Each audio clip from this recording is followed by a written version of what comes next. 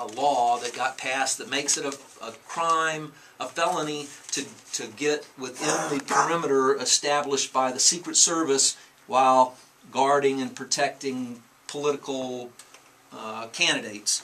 And the caller indicated that he thought that this was horrible, that it was impinged upon free speech, and that Tom Rooney, our congressman, was wrong to have co-sponsored the bill. I looked for that bill. I couldn't find it. I can tell you that I got my eyes open, however, on some of Tom Rooney's sponsored legislation. There's something about a mobile biometric identification of suspected individuals, including terrorists, to enhance border security. This is for a maritime application, mobile biometric identification. I don't know what that means, but he's interested in that, and he's submitted some legislation trying to deal with that. He also he co-sponsored the English Language Unity Act of 2009. This sort of leads into where I'm going in a few minutes with Puerto Rico. He also did, and this was disturbing to me, I'm not wanting to talk about it today, but I just can't pass it by.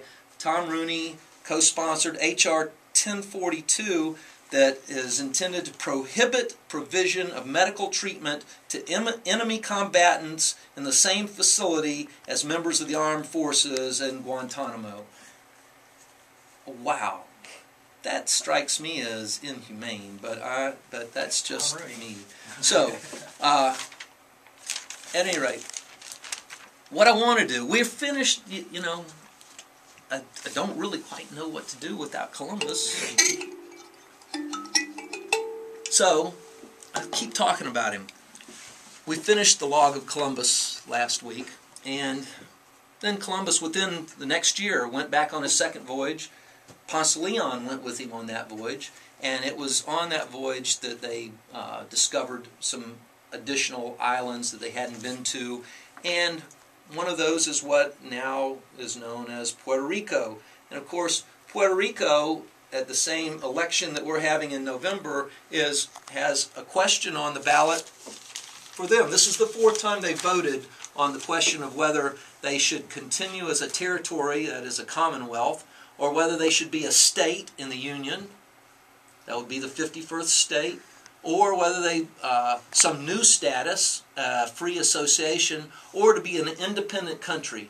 And that's the question on their ballot. And of course, Romney and Santorum were down there trying to get some of the delegates. And of course, Santorum said condition of becoming a state, as far as he was concerned, was that they had to have English as the only language.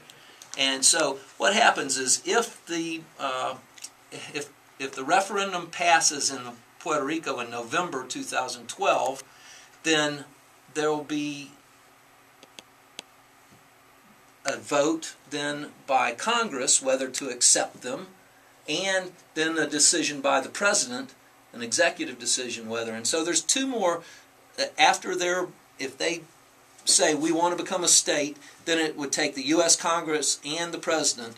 And there's some, if you go online, you can find people like English language advocates that say that that's the way it should be, and that no territory has come in without another language, and that's the way it always should be, and unity is what we want. Maybe that's the right answer, and maybe not. You know, it seems to me that under our federal system, that each of the states is an independent sovereign, just subject to the supremacy of the federal system, and that each of those states is supposed to be a test tube for ideas and how things work, and we're not supposed to be overlain completely by the federal. And maybe there's room for us to have another language, a state with a different language. That might be healthy. That might be a good way to interact with the rest of this hemisphere. You know, I say that now as if Spanish is what ought to be spoken there, and I think that that's good or bad or indifferent, I don't know, but I can tell you, you know, the Spaniards came and the folks that were there before, they just basically made them extinct. I mean, the Indians that were there. And so, coming back from Columbus, and then, and so I'm going to read to you, this is Puerto Rico and Puerto Ricans, Studies in History and Society. It's edited by Alberto Lopez and James Petras. It was a book that I studied out of at the University of Florida. This is copyrighted in 1974.